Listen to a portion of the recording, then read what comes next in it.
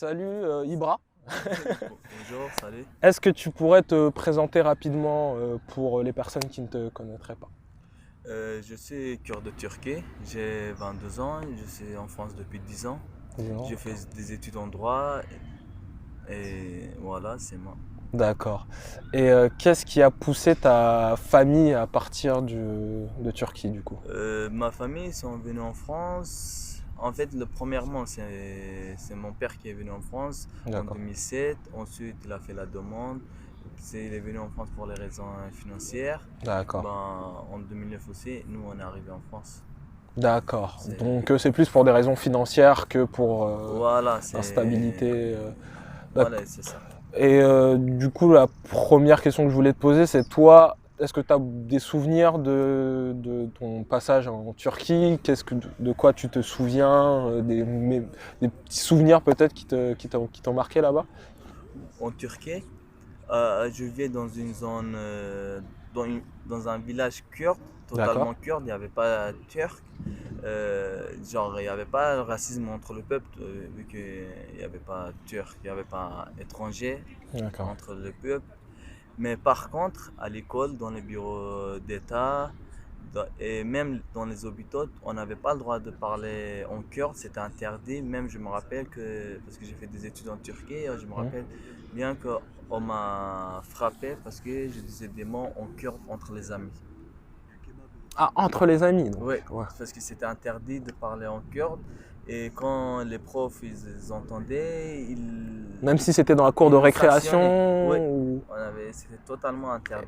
et donc dans les rues, c'était un peu le même principe ou c'était réservé que dans les cadres d'institutions Euh, turques? dans les rues, on parlait plutôt en kurde, mais par contre, quand il y avait les flics, quand il y avait les gendarmes, quand il y avait quelqu'un d'État, on était obligé de parler en turc. D'accord.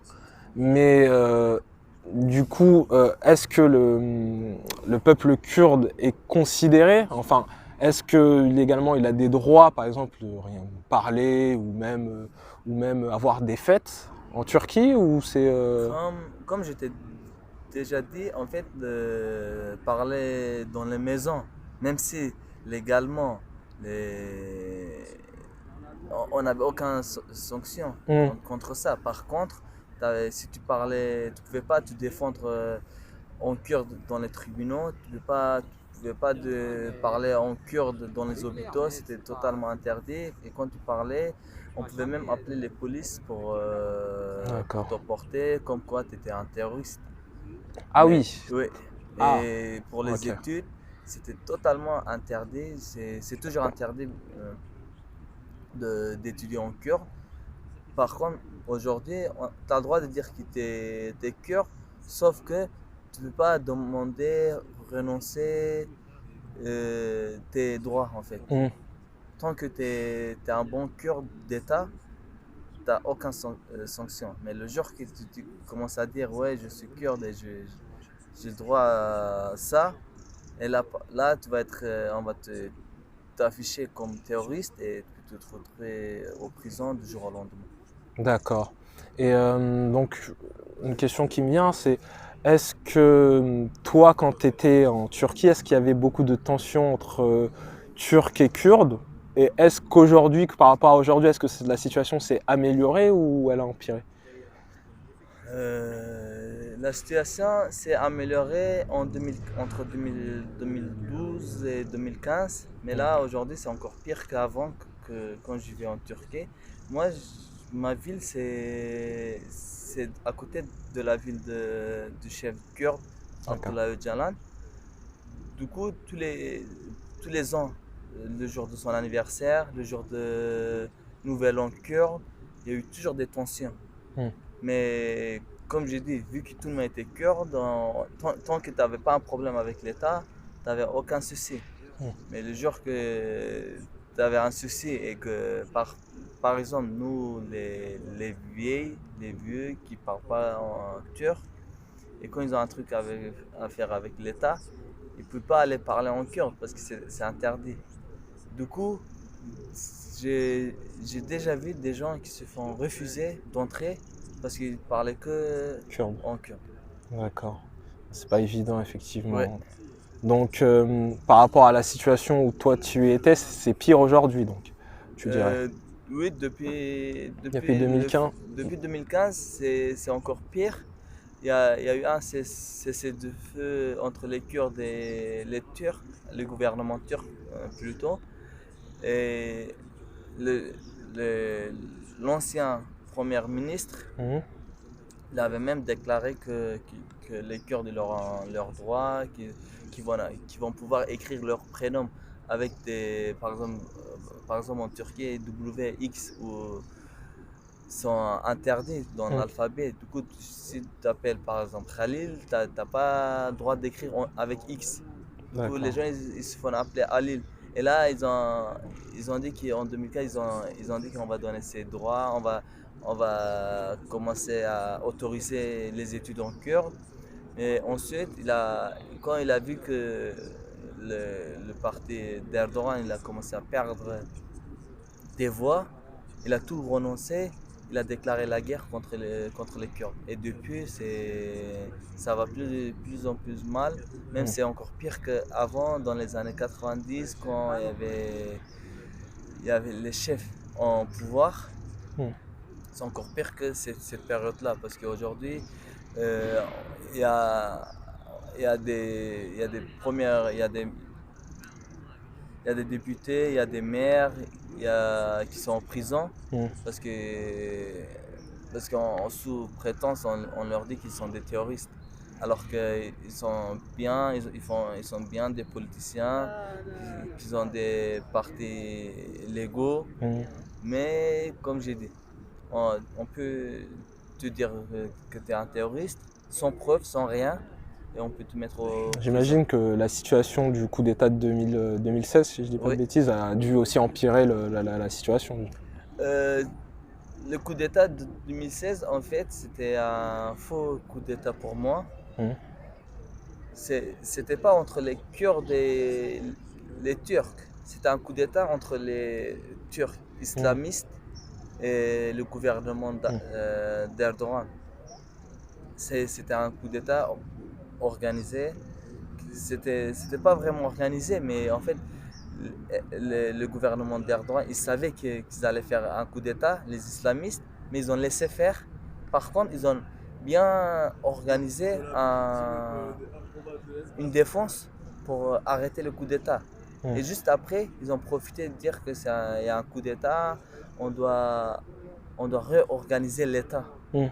Et il a mis du jour au lendemain 100 000 personnes en prison. Mhm. Évidemment, il y a toujours des gens qui sont en prison.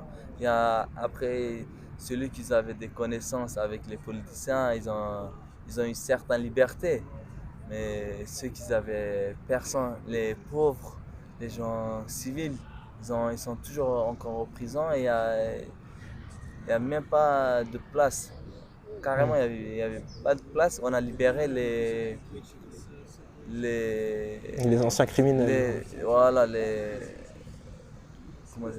comment dire, Les, on va couper ici. les anciens criminels? Voilà. On a, on a carrément laissé les anciens criminels Mhm. pour avoir de place pour les islamistes. Mhm. Et là, depuis, bien sûr, Erdogan, il s'est pas arrêté à ça. Il a continué son gouvernement à avoir de plus en plus de pouvoir. Mhm. Il a profité de mettre en prison les maires, les politiciens kurdes Mhm. sous prétexte de terrorisme. D'accord. Et tu as parlé de partis légaux tout à l'heure. Euh, Aujourd'hui, il y a encore récemment un communiqué de la Turquie qui était tombé, où il y a beaucoup d'attaques aériennes turques dans les zones kurdes, notamment une en mai qui a fait 3 morts dans les membres du PKK. Ouais. Ce parti est considéré comme un parti terroriste, mais comment il est vu du côté kurde et quel est ton avis toi sur le PKK notamment? Oui, malheureusement, le PKK est considéré internationalement comme une organisation terroriste.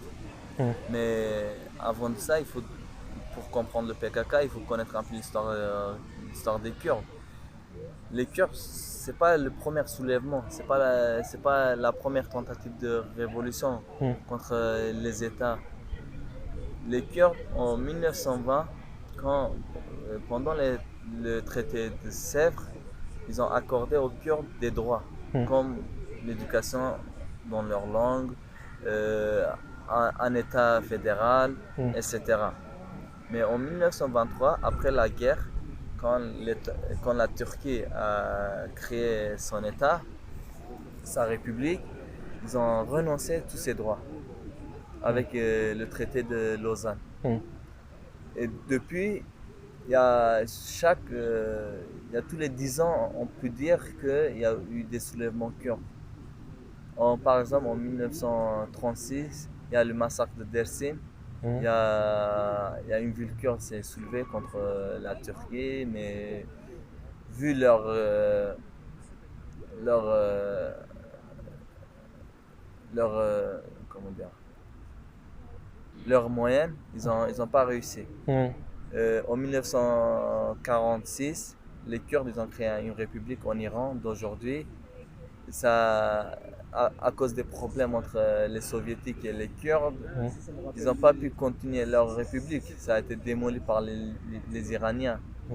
Et le PKK, c'est le Parti travailleur du Kurdistan, c'est créé en 1970. Et malheureusement, il a dû prendre les armes pour se battre contre l'inégalité entre les Kurdes et les Turcs. D'accord. Donc pour toi, tu l'appellerais comme, tu le définirais comme un parti, comme tous les partis, ou ça serait un parti à part Pour moi, c'est un parti politico-militaire. Hmm. C'est une vérité, il a les armes. Par contre, il a les armes pour un but de politique. Hmm. Il va pas tuer des civils, même si on dit ça sur les journaux turcs. Ils sont là pour défendre le peuple kurde. Ils sont pas là pour aller massacrer les gens, aller voler. C'est pas comme l'État islamique. Hmm. L'État islamique était là, il massacrait les gens, il massacrait parce ils étaient chiites, ils étaient différents que d'eux. Hmm. Mais le PKK, il, sur un terrain prédéfini, il se bat, il essaie de défendre. Hmm. Et grâce à PKK, que depuis des années, on a donné certaines libertés aux Kurdes. Même D'accord. si là aujourd'hui le gouvernement turc dit qu'il a acquis, qu'ils ont donné, c'est comme si c'était un don de leur part. Hmm. On sait tous ils ont autorisé ces libertés parce que il y avait une menace derrière. Hmm. Oui, c'est une menace armée et ils n'avaient pas d'autre choix. Et aujourd'hui, les Turcs, ils essaient de exterminer les PKK, mais c'est impossible. On peut pas, parce que PKK, rien qu'en Turquie, ils ont au moins 5 millions de soutiens. Hmm. Pour éliminer PKK, il faut éliminer tout le peuple qui sont derrière. Hmm. Du coup, oui, on attaque avec les avions, on attaque avec les meilleures armes du monde, mais il y aura toujours PKK. Le PKK existe depuis presque 50 ans, il va exister encore plus jusqu'à que les Kurdes ils ont tous leurs droits. Pour moi, D'accord. Pour toi, c'est un parti qui est nécessaire. Enfin, est-ce que par exemple les partis qu'on considérerait comme légaux et reconnus par la Turquie pourront faire assez selon toi pour donner des droits aux Kurdes ou bien sûr, avant PKK, après PKK, il y a eu toujours des politiciens kurdes qui ont essayé de faire le nécessaire. Mais c'est pas suffisant. c'est pas suffisant? On peut dire, oui, on, on peut en dialoguant, on peut avancer jusqu'à une limite. Hmm. Tant que le fort, il sait que tu n'as pas les moyens pour se défendre, il va prendre toutes tes libertés, tous tes droits. Du coup, pour moi, le PKK, c'est vraiment nécessaire. Hmm. Même si, oui, malheureusement, il y a des gens qui meurent. Moi, je dis qu'il n'y a pas la liberté sans la guerre. D'accord. Et on va passer dans un cadre un peu plus de partis plus légaux. Ouais. Récemment, il y a eu, si je ne me trompe pas, sur le 16 ou le 19 août, 3 maires pro-kurdes qui ont été démis de leurs fonctions parce qu'ils ont été accusés de terrorisme. Ouais. Du coup, toi, qu'est-ce que tu en penses et qu'est-ce que tu penses aussi de la politique d'Erdogan dans tout ce... La politique d'Erdogan, en fait, la première fois en 2001, il a créé son parti, Mhm. AKP. Et ensuite, en 2003, il a eu la majorité. De 2003, il a eu la majorité et depuis, il est toujours au pouvoir. Mhm. Par contre, si on regarde sa politique, on voit que à un moment, ils étaient avec les islamistes, à un moment, ils faisaient des accords avec les Kurdes, à un moment, là aujourd'hui, avec les droites turques, avec les fascistes, entre guillemets, tout ça, c'est juste pour garder son pouvoir. Mhm. Et je trouve que là aujourd'hui, il est obligé d'accuser les Kurdes pour avoir un minimum de soutien par les Turcs. Parce Mhm. qu'aujourd'hui, les Turcs un peu de gauche, ils ont découvert que Erdogan, il disait pas vraiment la vérité. Mhm. Et, ils ont plus confiance aux journaux turcs. Mhm. Avec la technologie, les gens ils ouvrent leurs yeux et, et Erdogan il perd de plus en plus de soutien. Du coup, pour ça, il se base comment dire, sur les Turcs pour, pour rester au pouvoir. Mhm. Et là, dans les régions de Kurdistan, on voit que par exemple, il y a l'autre jour, on a accusé 3 maires de terrorisme, mais il n'y a aucune preuve. Mhm. Ils sont libres, on les a pas mis en prison, ils étaient totalement légaux, ils étaient carrément un accord comme quoi ils peuvent se présenter Bah aux oui, ils élections. ont été, oui, ils ont été Et là, élus. aujourd'hui, on les accuse. Et ça, c'est pas la première fois. En- après le coup d'État, Mhm. Erdogan, il avait mis 98 maires kurdes en prison, carrément. Et là, il n'y avait pas un soutien par les Turcs. Mhm. Oui, les Kurdes, ils ont essayé de se faire entendre dans le monde entier. Parce que c'était pas juste les maires, oui, ils étaient en prison, mais il n'y avait pas juste les maires. Il y avait bien sûr, il y a les députés aussi. Mhm. Il y a eu 13 députés en prison et il y a toujours des députés qui sont en prison, par exemple. Mhm. Et, et les Turcs, ils disaient rien. Parce qu'ils ont dit, tant que ça ne touche pas, on se tait. Et après ça, Erdogan, il a pris de confiance. Il allait, il allait carrément mettre un député turc de CHP, du parti CHP, en prison. Et depuis, les Turcs, ils savent que si c'était aujourd'hui, demain c'est leur tour. Mhm. Et c'est la première fois depuis des années, depuis au moins 20 ans, que les Turcs ils disent c'est pas normal qu'on accuse les gens alors qu'on n'a même pas de preuves. Mhm. Et je trouve que c'est bien pour la Turquie et pour la démocratie et je crois on va s'arrêter à un moment donné. On va limiter les pouvoirs d'Erdogan. La politique, sa politique ne peut pas continuer comme ça. Et là, aux futures élections, on sait tous que Erdogan il va perdre. Bah, déjà, Et ça s'est vu déjà pendant les législatives où ça a été compliqué. c'était voilà, pendant les législatives, comme j'ai dit, c'est basé sur la droite turque. Mhm. Et il a pris la majorité. Mhm. Mais pendant les élections municipales, il a, il a perdu les grandes villes de Turquie, Mm. comme Istanbul, Ankara, Adana. Oui. Et du coup, il sait que sa fin s'approche.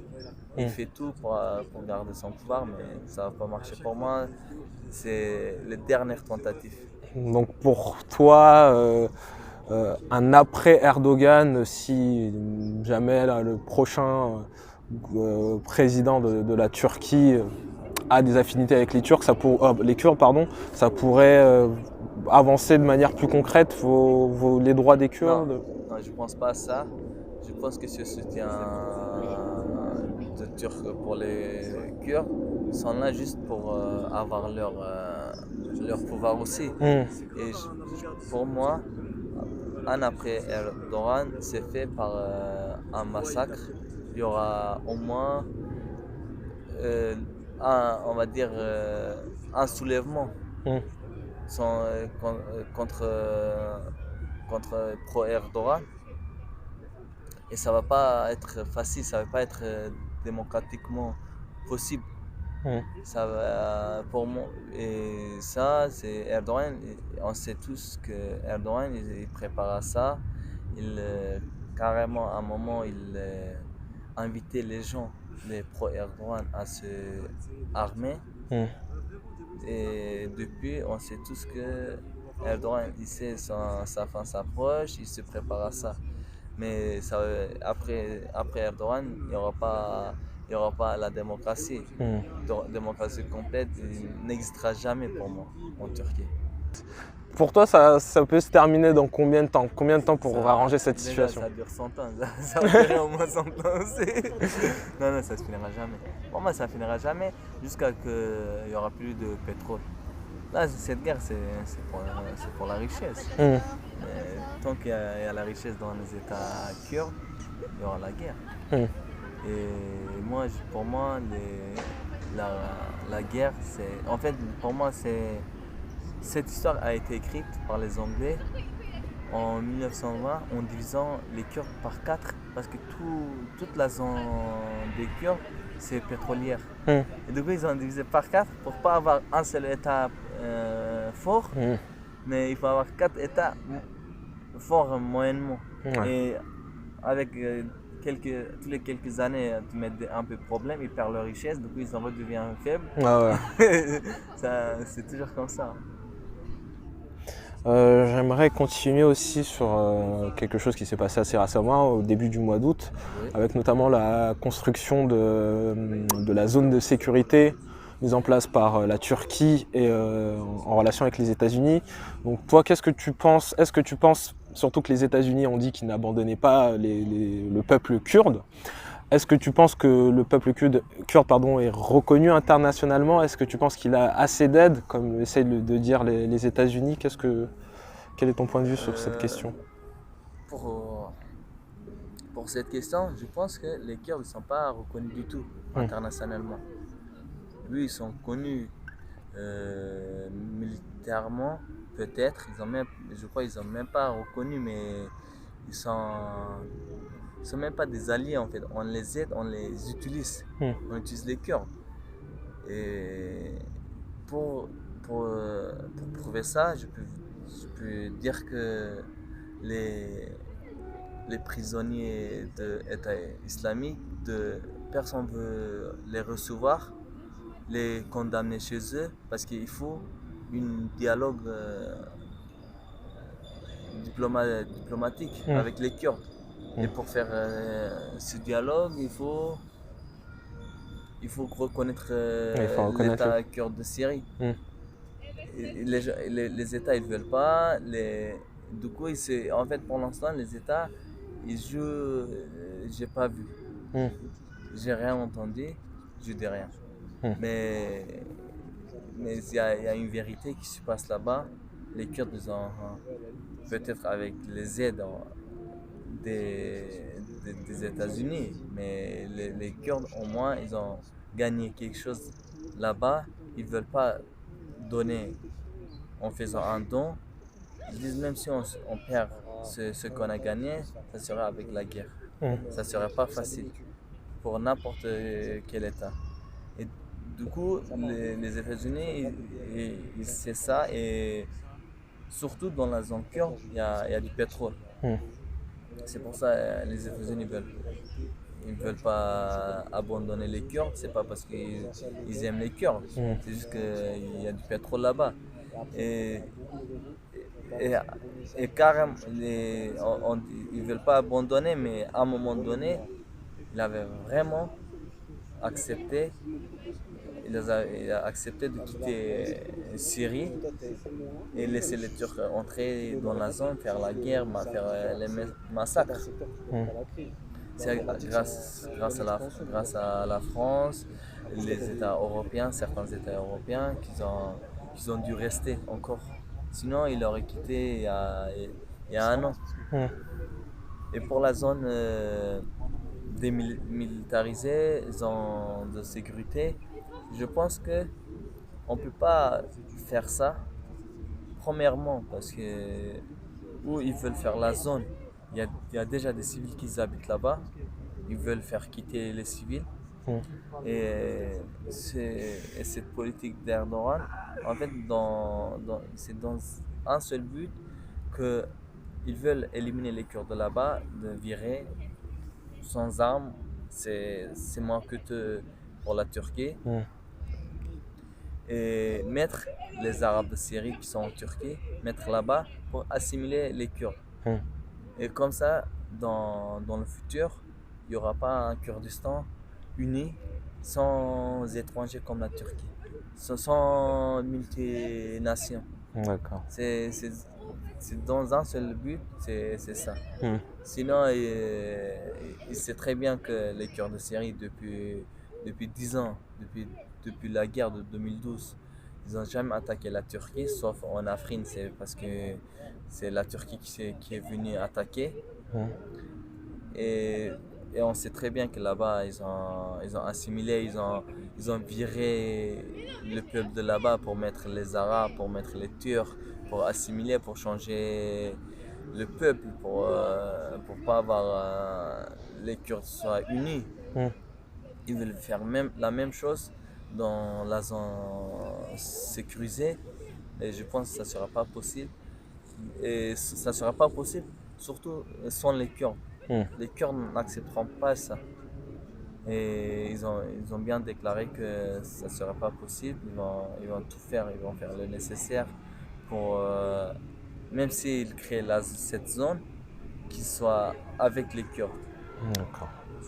Donc tu as parlé d'un territoire, enfin que les Turcs évitaient d'avoir un territoire unifié de Kurdes. Est-ce que toi tu crois en l'émergence d'une nation kurde, malgré les difficultés d'entente entre les différentes populations syriennes, turques, d'Iran, comme tu as pu en parler? Et est-ce que économiquement aussi ça serait viable? Les quatre parties du Kurdistan sont sur révolte, chaque État, ils ont une armée Hmm. qui essaie de se défendre. Et, par exemple, en Irak, depuis des années, il y a un État fédéral ou autonome. Hmm. Je sais pas, c'est pas vraiment précis, mais on peut appeler ça un État fédéral. En Irak, ils ont leur armée, mais rien que dans cet État, ils ont trois armées. Hmm. C'est un État de 8 millions, c'est divisé par 3. Hmm. Les Kurdes, c'est multicouleurs. Hmm. Il y a de toutes les régions, il y a il y a différents dialectes de Kurdes. Et du coup, on ne peut pas avoir une république du Kurdistan. Mais par contre, même s'ils créent un pays qui va s'appeler Kurdistan, ça va être un État fédéral. Hmm. Il y aura plusieurs régions, ils auront chacun leur pouvoir. Parce on est obligé de faire ça pour pouvoir donner certains droits par rapport au peuple qui vit là-bas. Hmm. on peut pas imposer une règle pour tout le monde, Mm. vu que chaque Kurde pense différemment. Oui, oui. Et économiquement, je pense que on peut prendre l'exemple de Kurdistan d'Irak, d'Irakiens. C'est c'est un État qui s'est développé énormément. C'était un exemple pour le monde Mm. en 10 ans. Juste après la guerre, en 10 ans, c'était c'était le meilleur État du Moyen-Orient.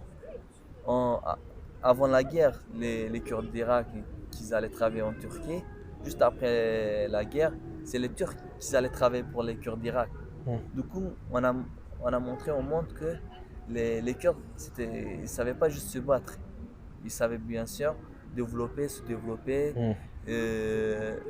investir et d'être exemplaires Mm. pour les autres. En Syrie, c'est la même chose. En Syrie, rien que là, il y a la guerre qui se continue en Syrie. On voit que rien que pendant la guerre, ils se sont assez développés, Mm. malgré les menaces qui viennent d'Irak, qui viennent de Syrie, qui viennent d'Iran, qui viennent de la Turquie. Et ils sont assez développés. Ils ne peuvent même pas faire le commerce international parce qu'ils ne sont pas reconnus. Ah. Et malgré ça, on verra, ils savent se développer. Mais par contre, en Turquie, c'est un peu plus compliqué parce que déjà là-bas, il n'y a pas de pétrole. Mm. Et, et les gens de là-bas, ils sont surtout attirés à aller travailler dans les autres régions. Par Mm. exemple, dans ma ville, on va dire 50% des gens qui vont travailler à Istanbul. Mm. Et ils ont rien, on n'a pas fait des investissements. Même si on crée un Kurdistan, il faut recommencer de zéro. Mm. Mais ça va être un peu plus dur. Mais quand il y a un État unifié, un État uni, et on sait qu'avec ça, on peut s'échanger de la richesse. Mm. Et du coup, je pense que si un jour il y a un État kurde, ça sera un des meilleurs États démocratiquement, économiquement, sera l'exemplaire du Moyen-Orient et pour D'accord. le monde entier. D'accord. Mais en contrepartie, est-ce que pour toi, ça serait pas aussi possible d'avoir une cohabitation entre Turcs kurdes ou Syriens kurdes ou... Bah, ce que j'ai dit, en fait, à part les Kurdes d'Irak, les Kurdes de Syrie, les Kurdes de la Turquie et d'Iran, se sont approches parce que c'est de la même famille. Mm. Il y a en 1900, je ne connais pas la date exactement, dans les années 30, quand on a mis la frontière de Syrie et de Turquie, on a coupé carrément les villes en deux. Du coup, il y a des cousins qui sont restés côté Syrie, il y a des cousins qui sont restés côté de la Turquie. Alors c'est la même famille. Et je pense pas qu'il y aura une tension entre les Kurdes. Pour moi, ils sont tous les mêmes. Et depuis quelques années, les Kurdes essaient de s'unifier contre les menaces. Ils font régulièrement des réunions pour, pour, euh, pour trouver des solutions contre les menaces. Et, et on a vu quand l'État islamique ils ont attaqué à Kobané, on a vu que les Kurdes d'Irak qui sont venus aider les Kurdes de Syrie avec leurs armées. Et là, ça montre que les Kurdes ce sont frères, ce ne sont pas des étrangers et il n'y aura pas de jalousie à mon avis pour avoir des révolutions entre eux. Dernière question, Ouais. mais est-ce que toi tu penses, est-ce que aussi on pourrait pas imaginer aussi juste une cohabitation entre Turcs et Kurdes, une cohabitation sur le long terme? Cette cohabitation existait depuis l'Empire ottoman. Hmm. Ça a été des fois bien fonctionné, mais on sait tous qu'il y a eu toujours des soulèvements contre l'Empire ottoman et on sait tous que les Kurdes ne sont pas soumis directement à l'Empire ottoman. Du coup, les Kurdes, ils étaient, ils étaient en région pour l'Empire ottoman. Par contre, ils avaient leurs droits, ils avaient leurs écoles, ils avaient leur commerce, ils pouvaient carrément passer des accords entre les autres États, Hmm. avec les autres États. Mais de nos jours, depuis 1920, depuis la République de Turquie, on voit que ça se passe pas comme avant. Hmm. Et la seule raison, c'est que l'Empire ottoman a perdu la guerre parce que c'était multinations. Et ils voulaient pas réavoir ce problème. Du coup, ils ont imposé leurs règles, leurs lois aux Kurdes et avoir qu'un seul peuple, qu'une seule nation. Mais depuis 100 ans, on sait très bien que ça n'a pas fonctionné et on est sûr que ça ne fonctionnera pas. Les Kurdes ils vont rester Kurdes et les Turcs vont rester Kurdes. Mais pour les menaces, pour les cohabitations, je pense ça ne sera pas possible une cohabitation. Ça, vu, vu qu'on, d'après D'après les historiens, d'après les archives, on voit que tous ceux qui ont fait vivre nos ancêtres, on ne peut pas vivre comme s'il n'y a rien a été. Hmm. Ils ont tenté ça plusieurs fois, négocier avec PKK et le gouvernement turc, mais ça n'a jamais fonctionné. Il y a eu toujours une limite, il a eu toujours des problèmes, et au final, il y a, il y a une nouvelle guerre, une nouvelle page pour la guerre, et, et ça continue comme avant. Hmm. Pour moi, non, il y aura seule solution pour la paix du Moyen-Orient. Il faut que chaque nation a sa indépendance et pour ça, s'il faut diviser, rechanger les frontières imposées dans les années 20, bah, il faut rechanger. Oui, ça serait malheureux, ça serait pas facile, mais c'est la seule solution pour que les gens ne se tuent pas, qu'ils s'arrêtent de se menacer, qu'ils s'arrêtent de se torturer. Et une cohabitation, pour moi, définitivement, n'est pas possible. D'accord. Je te remercie beaucoup pour nous avoir accordé du temps et nous avoir parlé également de tout ce contexte un peu parfois un petit peu incompréhensible pour certains du Kurdistan. Et qu'est-ce qu'on peut te souhaiter? Je vous remercie aussi de porter l'attention au peuple, pas seulement les Kurdes. Oui. Dans le monde entier, on voit qu'on massacre les gens. Soit c'est pour leur nation, soit c'est pour leur langue, soit c'est pour leur religion, mais d'une manière ou d'une autre, on massacre. Oui. Et pour arrêter ça, il faut que les gens comprennent. Il faut que les gens essayent d'ouvrir les yeux. Il faut que les gens essayent de dire non. Et pour faire le premier pas, il faut qu'il y ait déjà l'information, qu'ils sachent déjà ce qui se passe. Et merci d'informer les gens, Je t'en prie. de éclaircir certaines choses et pas s'imposer à une histoire préécrite par les politiciens. Et je pense pour la paix dans le monde entier, il faut que les gens, même s'ils parlent dans de différentes langues, il faut qu'ils sachent que chaque humain est une personne et chaque personne à ses droits. Hmm. C'est pas un don, c'est pas un vol, et c'est fait dès sa naissance.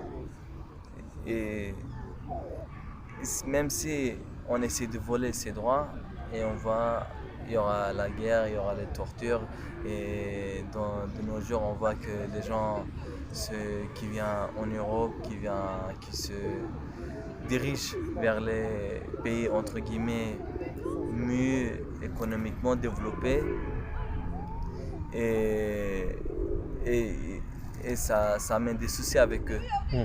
Et on ne peut pas laisser passer derrière nous et partir ailleurs. Mm. On ramène le passé aussi avec nous. Oui. Et quand on ramène le passé avec nous, il y a eu des explosions à Paris, en Belgique et dans le monde entier. Et pour ça, il faut que les policiers comprennent qu'il faut s'arrêter à un moment donné. L'argent ne fait pas tout. Effectivement. Merci à toi. Merci à vous.